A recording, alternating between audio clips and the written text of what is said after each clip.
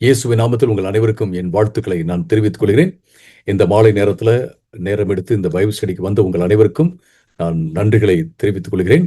நாம 1 கொரிந்தியர்ல வேத பகுதிகளை தொடர்ச்சியாக எடுத்து நாம படித்துக் கொண்டே இருக்கின்றோம். இதுவரைக்கும் நம்ம 2 அதிகாரங்களை முடித்திருக்கின்றோம், 7 பாடங்களை முடித்திருக்கின்றோம். இன்றைக்கு நாம பார்க்க போறது 8வது பாடம். Topic on being spiritual and divided. அதாவது ஆவிக்குரிய ரீதியில இருப்பது மற்றும் பிரிந்து இருப்பது. இதை பத்தி வேதவசனம் என்ன சொல்றது? ஆவிக்குரிய ரீதியில இருப்பது, ஆவிக்குரியவர்களாக இருப்பது மற்றும் பிரிந்து இருப்பது, இதை குறித்து வேதவசனம் என்ன சொல்றது அப்படிங்கிறத நம்ம பார்க்க போறோம். 1 கொரிந்தியர் 3வது அதிகாரம் 1 to 4 வரை உள்ள வசனங்களை நாம பார்க்க போறோம். 1 கொரிந்தியர் 3வது அதிகாரம் 1 to 4 வரை உள்ள வசனங்களை நாம பார்க்க போறோம். இங்கே முதலாவதாக 1வது 2வது வசனங்கள்ல அப்படிங்கிறத நான் வாசிக்கிறேன். அதன் பின்பு இதை நான் விளக்கி சொல்கிறேன். பிரியமானவர்களே, நான் ஆவிக்குரியவர்களிடம் பேசுவதைப் போல் என்னால் உங்களுடன் பேச முடியவில்லை. உலக பிரகாரமானவர்களாக கிறிஸ்துவில் குழந்தைகள் என்று எண்ணியே பேச வேண்டியதாயிற்று. நான் உங்களுக்கு பாலையே கொடுத்தேன், பலமான உணவை உங்களுக்கு கொடுக்கவில்லை. ஏனெனில் நீங்கள் அதை உட்கொள்ளக்கூடிய நிலையில் இருக்கவில்லை. இன்னும் நீங்கள் அதை உட்கொள்ள முடியாதவர்களாகவே இருக்கிறீர்கள் அப்படின்னு சொல்றதை நம்ம பார்க்கிறோம். பவுல் இந்த இடத்துல ரொம்ப நேரடியாக டைரக்டா கொரிந்தியர்களுக்கு ஒரு கண்டிப்பான வார்த்தை கொடுக்கிறாரு. அவர் சொல்றாரு, அவர்கள் தங்களை ஆவிக்குரியவர்கள் என்று நினைத்து கொண்டாலும் அவர்களை ஆவிக்குரியவர்களாக பாவித்து நடத்தி இவர் பேச முடியல அப்படின்னு அவர் சொல்றத நாம பார்க்கிறோம். சோ இவங்க தங்களை ஆவிக்குரியவர்கள் தான் சொல்றாங்க. ஆனா இவர்கள்ட்ட பேசும்போது பவுல் ஆவிக்குரியவர்களாக அவர்களை பாவித்து நடத்தி பேச முடியல அப்படிங்கிறத பார்க்கிறோம். எப்படி அவர்களை பார்க்கிறார் அப்படின்னா, அவர்கள் இன்னும் மாம்ச ரீதியாகவே உலக பிரகாரமானவர்களாகவே இருக்கிறதாக தான் பார்க்கிறாரு. அது மட்டுமல்ல, கிறிஸ்துவுக்குள்ள அவர்கள் இன்னும் குழந்தைகளாக இருப்பதாகவே அவர் பார்க்கிறாரு அப்படிங்கிறத நம்ம பார்க்கிறோம். சோ குழந்தைகள் அப்படிங்கிற வார்த்தை டெஃபினெட்லி ஒரு நியூட்ரல் டேர்ம் கிடையாது. இந்த இடத்துல ஒரு நெகட்டிவ் டேர்மாக, ஒரு எதிர்மறையான அர்த்தத்தை கொடுக்கின்ற ஒரு வார்த்தையாக இருக்கிறது. என்ன மாதிரியான எதிர்மறையான அர்த்தத்தை கொடுக்குது? இது நம்முடைய யோசனையிலும் நடத்தையிலும் முதிர்ச்சி அடைந்த நிலையில இல்லை அப்படிங்கறதான் இது காண்பிக்கிறது அப்படிங்கிறத பார்க்கிறோம். 2 விதமான கிறிஸ்தவர்கள் இருக்கிறாங்க. அந்த 2 விதமான கிறிஸ்தவர்களுக்கு இடையில ஒரு வித்தியாசத்தை அவர் உருவாக்குறாரு.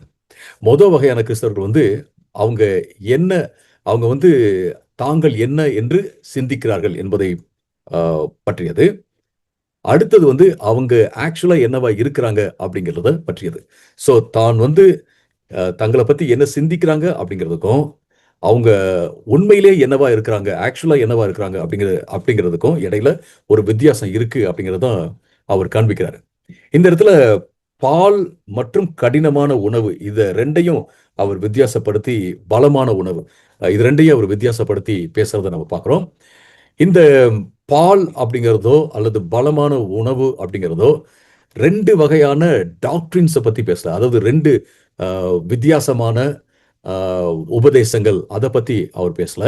இதை பத்தி என்ன சொல்றாருன்னு கேட்டீங்கன்னா, ஒரே சுவிசேஷம் தான். ஆனா அந்த சுவிசேஷத்தினுடைய ஆழமான கருத்தை இன்னும் புரிஞ்சிக்க முடியாம இருக்கிறாங்க அப்படிங்கிறத நம்ம பார்க்கிறோம். அதாவது 2 வித்தியாசமான டாக்டரின்ஸ், ஏதோ இந்த ஒரு அடிப்படை டாக்டரின், அதுக்கப்புறம் வேற ஒரு உயர்ந்த டாக்டரின் அப்படின்ற மாதிரியான டாக்டரின்ஸ்ல ஒரே டாக்டரின் தான், ஒரே உபதேசம் தான். அது என்னன்னா சுவிசேஷம். ஆனா அந்த சுவிசேஷத்தினுடைய ஆழமான அர்த்தம் இருக்கு இல்லைங்களா, அதை புரிஞ்சுக்காமையே இன்னும் மேலோட்டமாகவே தான் அவங்க புரிஞ்சிட்டு இருக்காங்க அப்படிங்கறதான் இந்த இடத்துல பவுல் சொல்றாரு. சோ உண்மையான ஒரு ஆவிக்குரிய முதிர்ச்சி அப்படிங்கிறது ஒருத்தருடைய நாலேஜ்லயோ, அறிவுலையோ, அல்லது அவங்களுடைய நிலை ஸ்டேட்டஸையோ, அல்லது அவங்க தங்களை குறித்து எப்படி புரிஞ்சுக்கிறாங்க அப்படிங்கிறத பத்தியோ, அதாவது செல்ஃப் பெர்செப்ஷனை பத்தியோ இல்ல. எதை பத்தியது அப்படின்னா, தேவனுடைய அந்த சுவிசேஷம் இருக்கு இல்லைங்களா, சிலுவை பற்றிய உபதேசம், சிலுவை பற்றிய அந்த சுவிசேஷத்தோட எந்த அளவுக்கு அவங்க தங்களை அலைன் பண்ணிக்கிறாங்க, தங்களை அதாவது ஒன்றுபடுத்திக்கிறாங்க, அதோட எப்படி சேர்ந்து போறாங்க, இணைஞ்சு போறாங்க அப்படிங்கிறத பொறுத்து தான் இருக்கு அப்படிங்கிறத நம்ம பார்க்குறோம். இப்ப இந்த இடத்துல வந்து அ ஒரே காஸ்பல் தான், ஒரே சுவிசேஷம் தான். ஆனா இந்த இடத்துல மில்க் அப்படிங்கிறது, பால் அப்படிங்கிறது சும்மா பேசிக் ஒரு அறிவு. ரட்சிப்புனா என்ன அப்படிங்கிறத குறித்த ஒரு அறிவு அப்படிங்கிறது மில்க், பால் அப்படின்னு சொல்லலாம். சாலிட் ஃபுட், பலமான உணவு அப்படிங்கிறது எத காண்பிக்குது அப்படின்னா, சிலுவையை குறித்த தேவனுடைய ஞானம். அவர் எப்படிலாம் பிளான் பண்ணியிருக்காரு, இதுல வந்து எவ்வளவு நன்மைலாம் இருக்கு.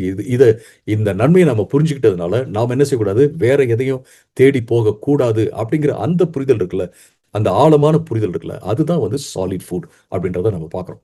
அப்ப இந்த ஸ்பிரிச்சுவல் இம்மெச்சூரிட்டி இருக்குல்ல, அதாவது ஆவிக்குரிய முதிர்ச்சி இன்மை வந்து தகவல் குறைபாடு கிடையாது. தகவல் வந்து நமக்கு சரியா கிடைக்கல.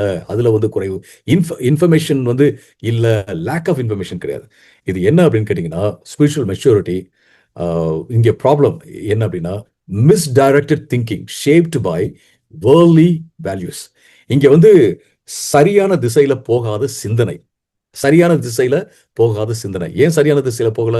இது வந்து உலக பிரகாரமான மதிப்பீடுகளினாலே அது வடிவமைக்கப்படுகிறது. அது ஒரு தாக்கத்துக்குள்ள வருது அப்படிங்கிறத நம்ம பார்க்கிறோம். ஸோ இது ரொம்ப முக்கியமான ஒரு காரியம் நாம புரிஞ்சுக்கிறதுக்கு.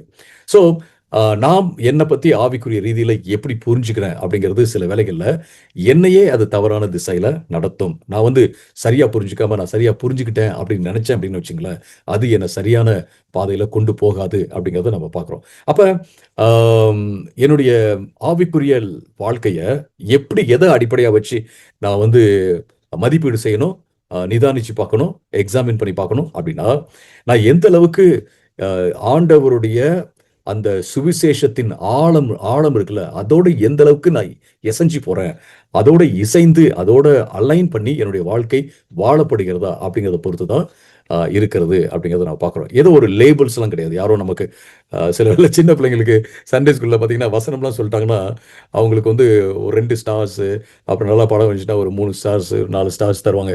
ஸோ அந்த 4 ஸ்டார்ஸோ அல்லது 3 ஸ்டார்ஸோ வந்து அவங்க எந்த அளவுக்கு ஆம், ஸ்பிரிச்சுவலி மெச்சூர்ட், ஆவிக்குரிய ரீதியில மெச்சூர்டா இருக்காங்க, முதிர்ச்சி அடைந்திருக்காங்க அப்படிங்கிறத அது காண்பிக்க முடியாது அப்படிங்கிறத பார்க்குறோம்.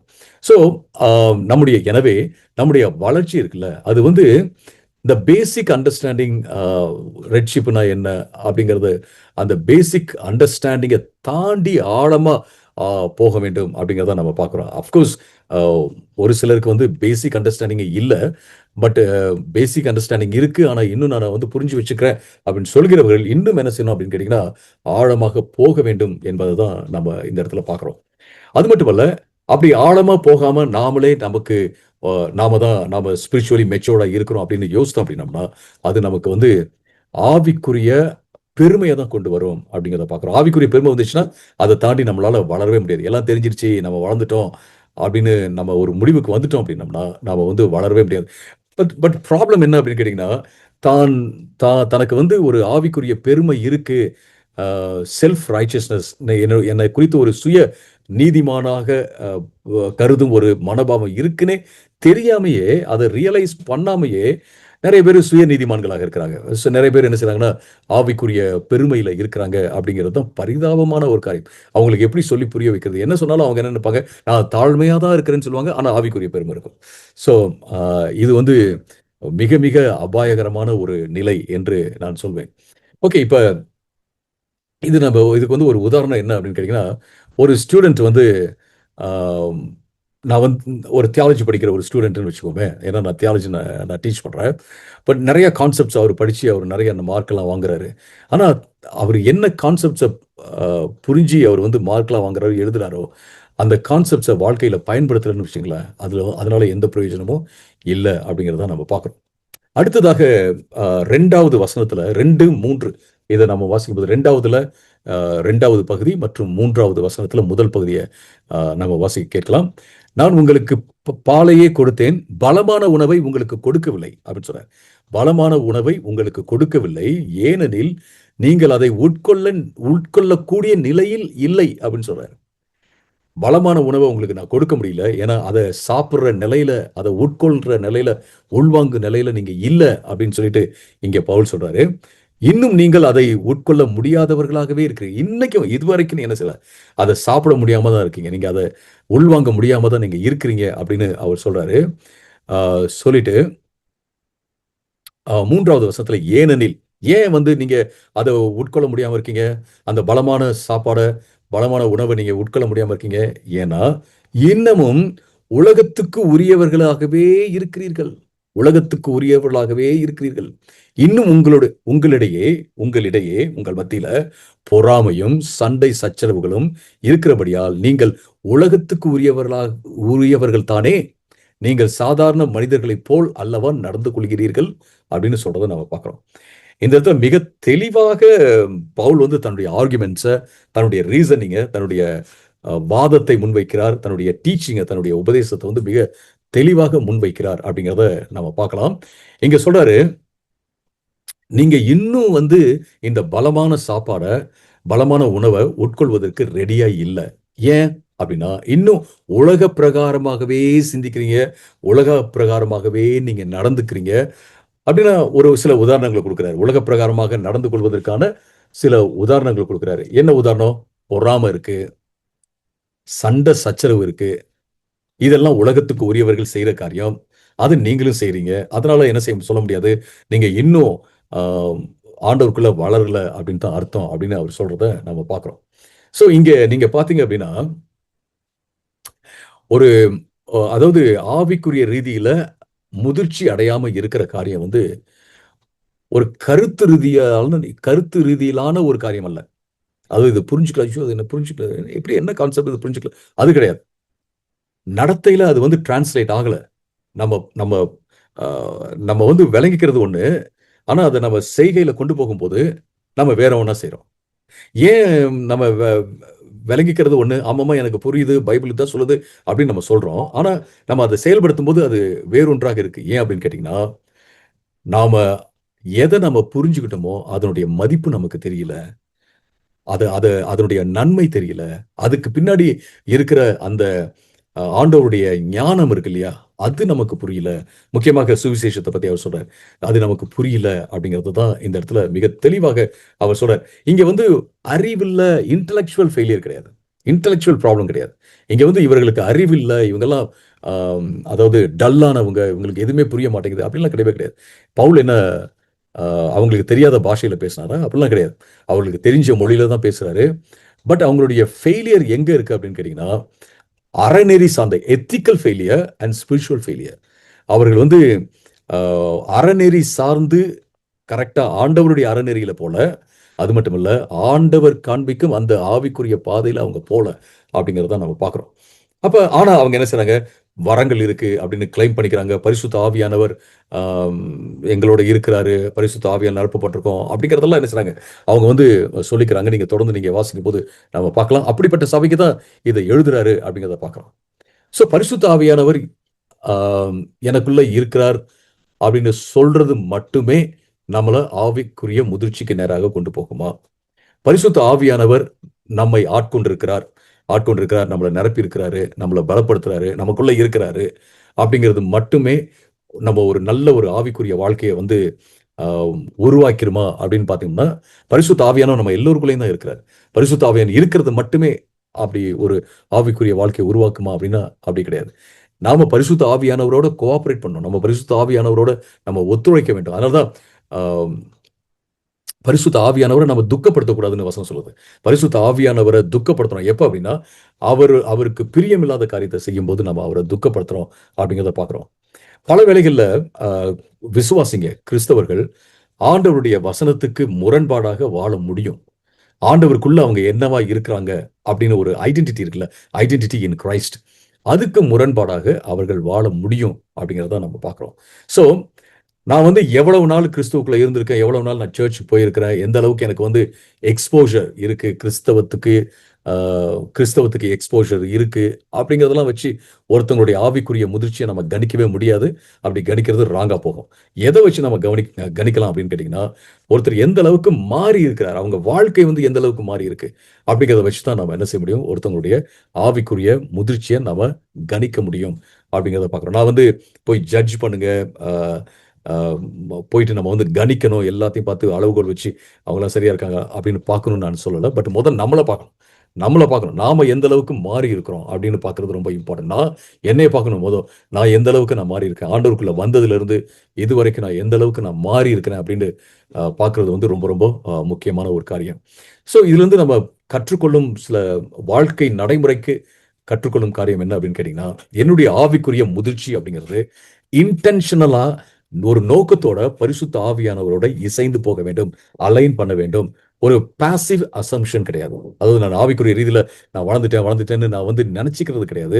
பரிசுத்த ஆவியானவருடைய நடத்துதலோட நோக்கத்தோட நான் என்ன செய்யணும், ஆமா பரிசுத்த ஆவி நடத்துறாரு, இதை சொல்றாரு, இதை செய்ய வேண்டாம்னு சொல்றாரு, ஆமா எனக்கு புரியுது, இது இது இது வந்து செய்யாம இருந்தா நல்லது, நான் பரிசுத்த ஆவியானவரோட நான் நான் வந்து ஒத்துழைக்கிறேன், அவரோட நான் சேர்ந்து இதை நான் செய்யாம இருக்கிறேன் அப்படின்னு சொல்றதும், சில வேளைகள்ல நம்முடைய நம்முடைய ஆசைகள், இமோஷன்ஸ் எல்லாத்தையும் பரிசுத்த ஆவியானவருக்கு நம்ம ஒப்பு கொடுத்து, ஆண்டவரே நான் முழுசா என்ன சரண்டர் பண்றேன், நீங்க என்ன நடத்துங்க, நான் உங்களை சார்ந்திருக்கிறேன் அப்படின்னு சொல்றது நோக்கத்தோட.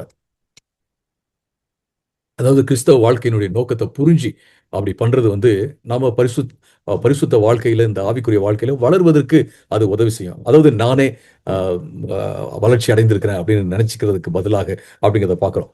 அதே வேளையில நம்ம நம்ம ஒரு மெஷர்மெண்ட் வச்சுக்கணும். என்ன அப்படின்னு கேட்டா, இயேசுவை போல வாழ வேண்டும். இயேசுவை போல நான் வாழாம என்ன நான் செஞ்சாலும் சரி, அது வந்து ஒரு ஆவிக்குரிய மெச்சூரிட்டிக்கான ஒரு காரியமாக இருக்காது என்பதை நான் மனதிலே வைத்துக் கொள்ள வேண்டும். இது ரொம்ப ரொம்ப முக்கியமான ஒரு காரியம். ஒரு நபரை நீங்க எடுத்துக்கங்க. அவருக்கு வந்து தன்னுடைய பாடியை பில்ட் பண்ணணும், நல்லா ஸ்ட்ராங் ஆகணும் அப்படின்ட்டு அவருக்கு ஒரு வாஞ்சை இருக்குதுன்னு வச்சுக்கோங்களேன். அவர் என்ன செய்றாரு, ஜிம்ல போயிட்டு மெம்பர் ஆகுறாரு.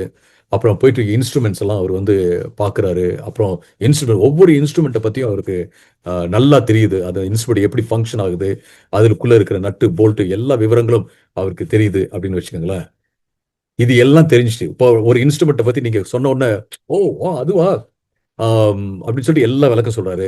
அத நீங்க சரியா விளக்க சொல்லலன்னா, "நீங்க தப்பா சொல்லிட்டீங்க பிரதர். இந்த இன்ஸ்ட்ருமெண்ட் வந்து இதுக்கு தான். இதுல எக்சர்சைஸ் பண்ணும்போது எப்படி தான் எக்சர்சைஸ் பண்ணணும், இப்படி தான் பண்ணணும். இப்படி சிலர் தவறா பண்ணிடுறாங்க. இதனால வந்து பிரச்சனை." இப்படி எல்லா விவரங்களையும் அவரு தரலாம். ஆனா, அவர் எக்சர்சைஸ் பண்ணா மட்டும் தான் அவருடைய உடம்பு அ வலுவாகும். அவருடைய உடம்பு வந்து ஒரு ஷேப்புக்கு வரும் அப்படிங்கிறத பார்க்கிறோம். அதே போல தான் நான் வந்து பரிசுத்த ஆவியானவர் வச்சிருக்கிறேன், பரிசுத்த ஆவியானவர் எனக்குள்ள இருக்கிறார் அப்படின்னு சொல்லிக்கிறதுனால எந்த பிரயோஜனமும் இல்ல. பரிசுத்த ஆவியானவருடைய நடத்துதலோட சேர்ந்து நாமளும் நடக்கும்போது மட்டும்தான் அதுல பிரயோஜனம் இருக்கு அப்படிங்கிறத நாம அ நம்ம மனசுல வச்சுக்கணும்.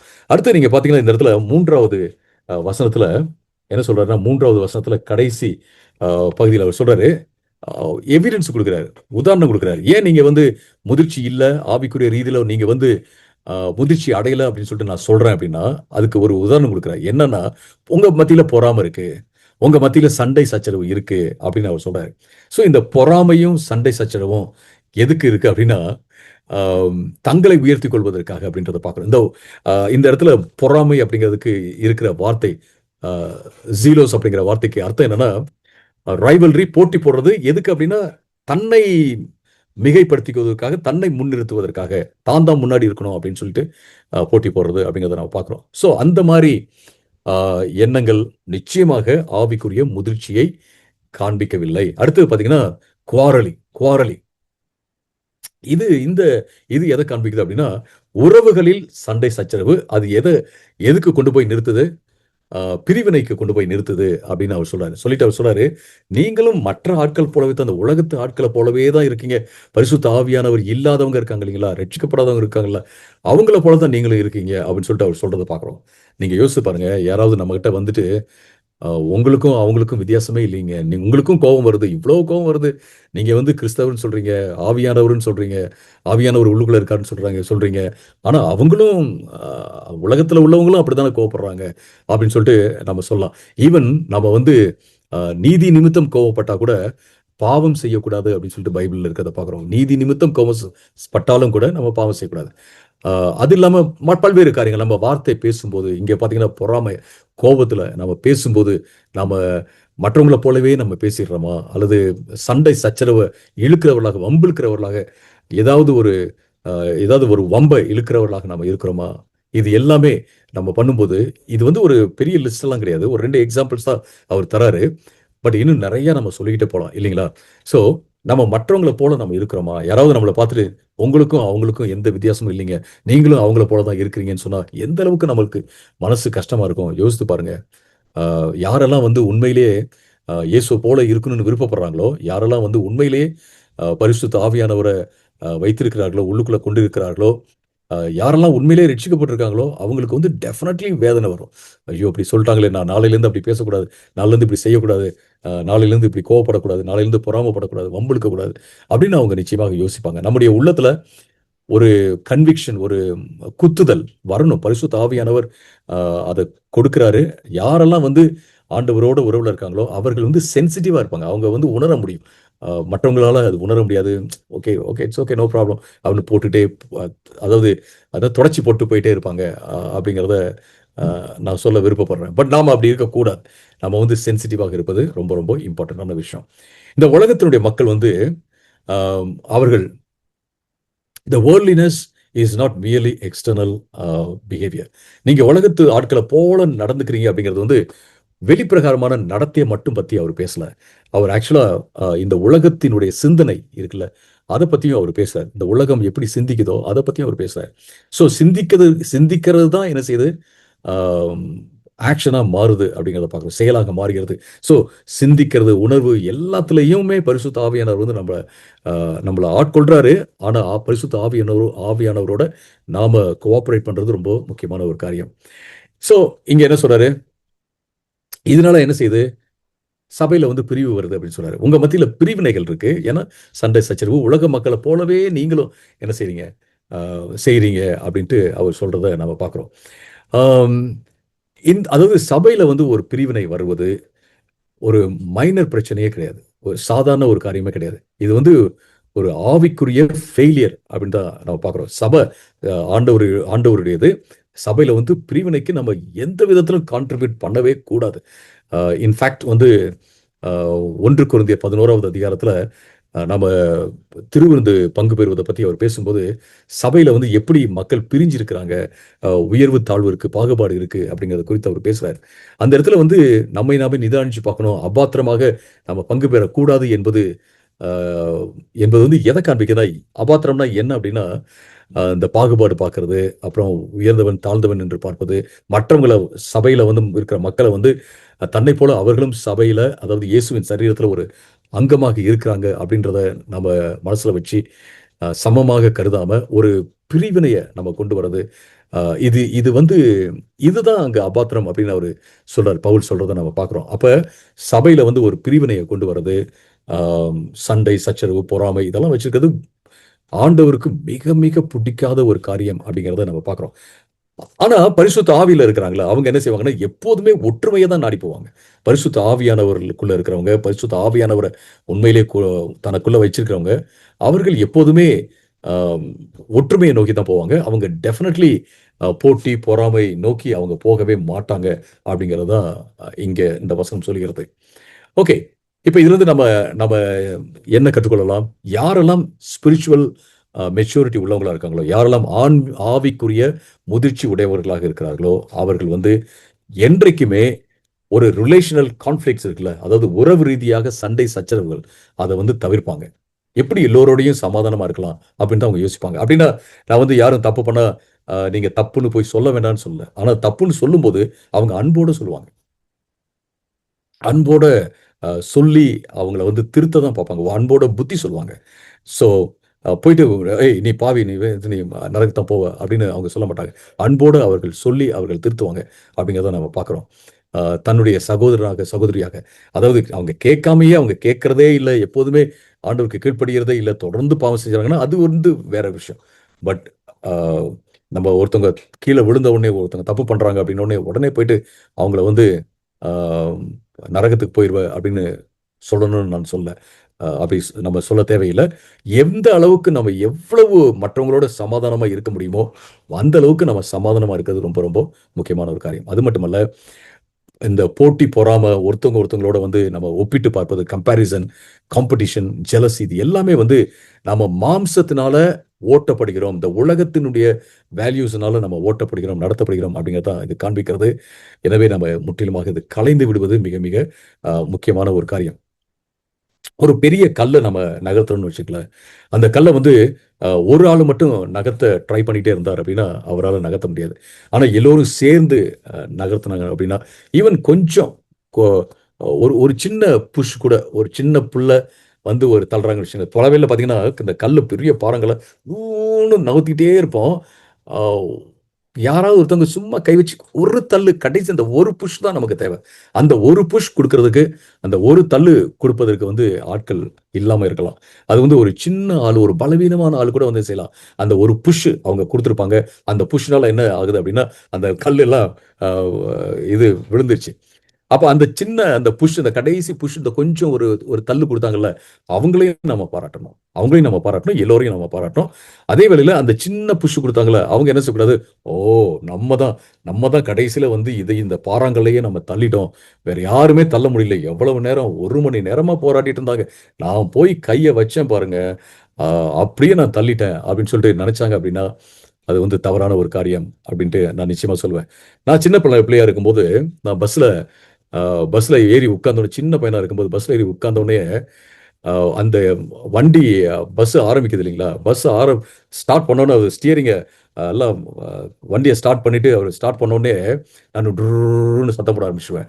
நான் நெனச்சுக்கிட்டேன், நான் டுர்ருன்னு அப்டின்ட்டு நான் நகர்த்துறேன். சும்மா நான் ஆக்ஷன் தான் பண்ணிட்டு இருக்கிறேன். அ நான் அந்த டுர்ருன்னு பண்றதுல தான் அது போகுதுங்க. அப்படிதான் நெனச்சுக்கிட்டேன் நான் கொஞ்ச நாள் அப்படிதான் நெனச்சுக்கிட்டேன் நான். அதுக்கப்புறம் தான் அ ப எங்க அப்பா தான் சொன்னாருன்னு நெனைக்கிறேன். "ஏய் சத்தம் போடாம வா. என்ன நீ வண்டிய ஓட்டுற? அமைதியா வா" அப்படின்னு சொன்னதுக்கு அப்புறம் தான் நான் அமைதியா இருந்தபோதும் அந்த வண்டி ஓடிக்கிட்டே இருந்துச்சு. அப்பதான் நான் யோசிச்சேன். ஓ! நம்ம நம்ம சவுண்ட் போடுறதுனாலயோ, நம்ம ஓட்டல. அது வந்து என்னது? வண்டி தன்னால அது ஓடிக்கிட்டே இருக்குன்னு சொல்லிட்டு. பல வேளைகள்ல நமக்குள்ள ஒரு பெருமை வருவதற்கு வாய்ப்பு இருக்கு. நம்மளால தான் எல்லாமே நடக்குது அப்படின்னு கூட நம்ம யோசிக்கிறதுக்கு வாய்ப்பு இருக்கு. ஆனா, நான் அடிக்கடி நான் சொல்லுவேன். Uh nobody is indispensable in God's kingdom. யாருமே தேவனுடைய ராஜ்யத்துல அவங்க இல்லாட்டினா ஒண்ணுமே நடக்காது அப்படின்லாம் யாருமே கிடையவே கிடையாது. ஆண்டவர் வந்து தன்னுடைய வேலைய இவர்களை வைத்தோ, அவர்களை வைத்தோ, கொஞ்சம் பேர வச்சோ, அதிக பேர வச்சோ ஆண்டவர் நிச்சயமாக செய்ய முடியும் அப்படிங்கிறத தான் நம்ம பார்க்கிறோம். அப்ப நம்ம எப்படி யோசிக்கணும்? அம் ஆவிக்குரிய முதிர்ச்சி உள்ளவங்க எப்படி யோசிப்பாங்கன்னா, எப்படி நான் வந்து ஒரு ஒரு பலத்த வந்து அ இந்த சபைக்கு வந்து நான் கூட்டலாம். என்னால என்னால முடிஞ்சது. நான் வீக் தான். நான் வந்து பலவீனம் தான். இருந்தாலும் என்னுடைய பலத்துல இருந்து நான் எப்படி how can I add strength to the church? How can I add strength to the community of God's people? தேவனுடைய மக்களுக்கு எப்படி ஒரு சின்ன விதத்திலயாவது நான் பலத்த குடுக்கலாம்? ஆ ஏதாவது ஒரு விதத்துல நம்ம வந்து எப்படி கான்ட்ரிபியூட் பண்ணலாம்? அப்படின்னு தான் நம்ம யோசிக்கிறது ரொம்ப ரொம்ப இம்பார்ட்டன்ட்டான விஷயம். இதுல வந்து ஜெலசி, பொறாம, காம்படிஷன் இதெல்லாம் இருந்துச்சு அப்படின்னா, டெஃபினெட்லி இது வந்து ஆவிக்குரிய முதிர்ச்சியை காண்பிக்கவே இல்லை என்பது தான் நம்ம பார்க்கிறோம். அடுத்தது கடைசியா 4வது வசனத்துல என்ன பார்க்கிறோம் அப்படின்னு கேட்டீங்கன்னா, 4வது வசனத்துல ஆ ஓகே 3வது அதிகாரம் 4வது வசனத்துல, "நான் பவுலை பின்பற்றுகிறவன்" என்று ஒருவன் சொல்லும்போது, மற்றவன் "நான் அப்போலோவை பின்பற்றுகிறவன்" என்கிறான். அப்படியென்றால் நீங்கள் சாதாரண மனித இயல்பின்படித்தானே நடந்து கொள்கிறீர்கள்? அவர் சொல்றாரு. இந்த பொறாம போட்டி இதோட சேர்ந்து என்ன நடக்குது அப்படின்னா, நான் வந்து அப்போலோவை பின்பற்றுகிறவன், பவுலை பின்பற்றுகிறவன். தன்னையும் சேர்த்து அவர் சொல்றாரு. அப்படின்னு சொல்லிட்டு நீங்க என்ன செய்றீங்க? பிரிச்சு, பிரிச்சு பேசுறீங்க. அப்படின்னு அவர் சொல்றத நம்ம பார்க்கிறோம். சோ உங்களுக்குள்ள உங்களுக்கான ஒரு அடையாளத்த உருவாக்கிக்கிறீங்க. அந்த அடையாளம் வந்து ரொம்ப அபாயகரமான அடையாளம். அபாயகரமான அடையாளம். நானு எப்படி சொல்லணும் அப்படின்னா, நான் இயேசுவ பின்பற்றுகிறேன் அப்படின்னு தான் சொல்லணும். ஆனா ஒரு மனுஷன அ மனுஷனோட உங்கள அடையாளப்படுத்தி என்ன செய்றீங்க? பேசி ஒரு பிரிவினைய உண்டாக்கிக்கிறீங்க அப்படின்னு சொல்றாரு. அப்ப நீங்களும் இந்த மனித இயல்பின்படித்தானே நடந்து கொள்கிறீர்கள். சாதாரண மனுஷன். மற்றவங்க இந்த உலகத்துல இருக்கிற மக்கள் செய்யற மாரி தானே நீங்களும் செய்றீங்க அப்படின்னு சொல்லிட்டு இந்த இடத்துல பவுல் சொல்வதை பார்க்கிறோம் அருமையானவர்களே.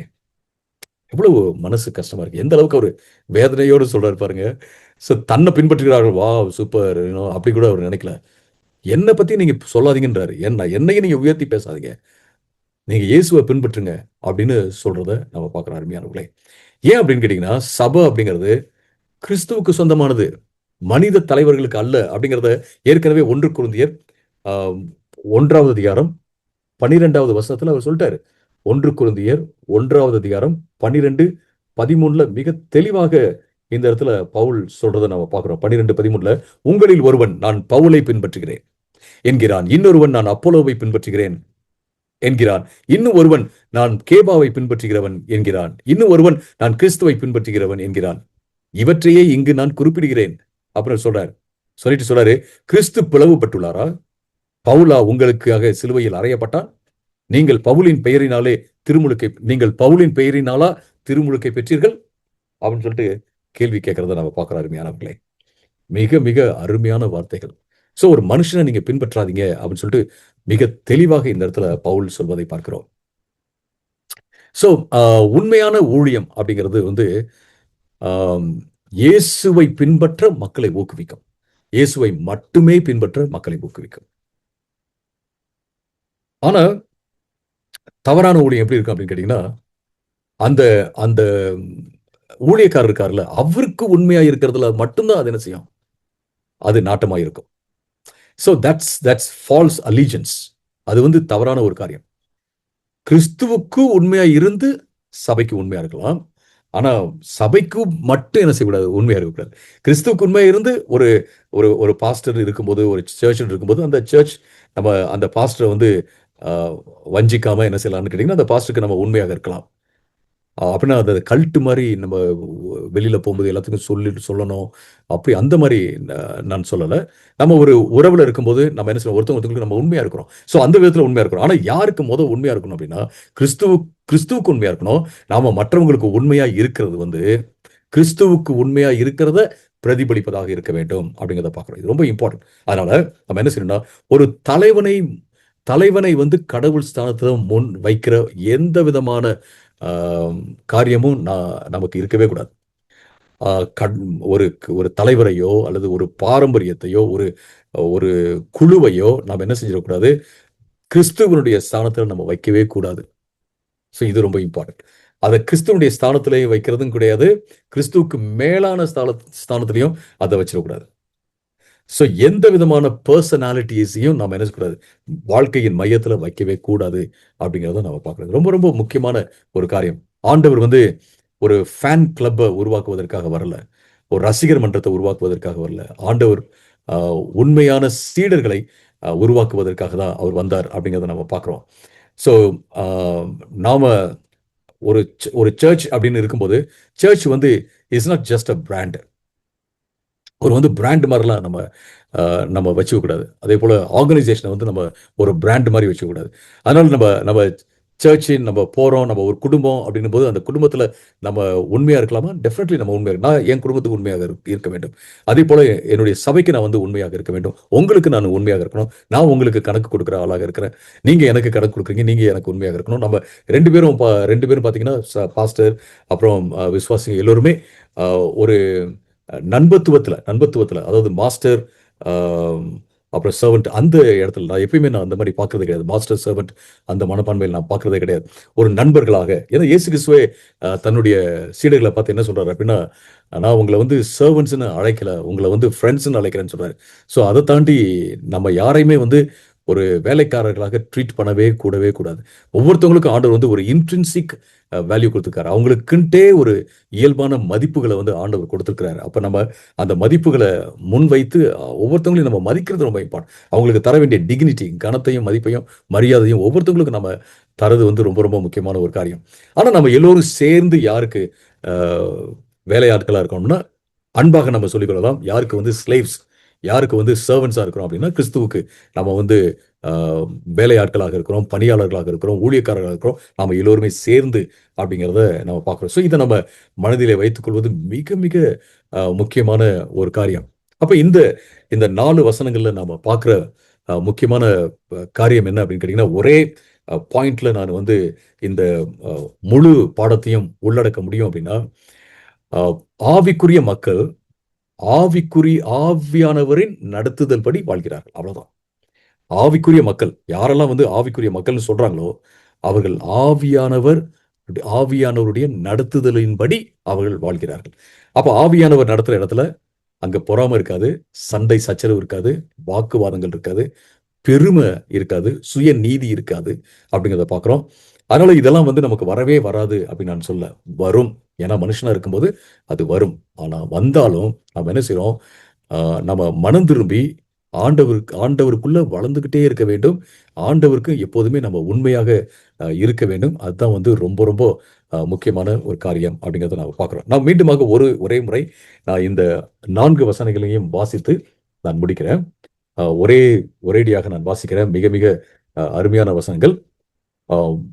1 கொரிந்தியர் 3வது அதிகாரம் 1 4 வரை. பிரியமானவர்களே, நான் ஆவிக்குரியவர்களிடம் பேசுவதைப் போல் என்னால் உங்களுடன் பேச முடியவில்லை. உலக பிரகாரமானவர்களாக கிறிஸ்துவில் குழந்தைகள் என்று எண்ணியே பேச வேண்டியதாயிற்று.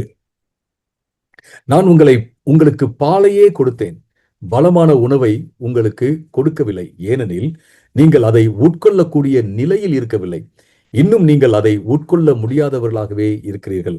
ஏனெனில் இன்னமும் உலகத்துக்கு உரியவர்களாகவே இருக்கிறீர்கள்.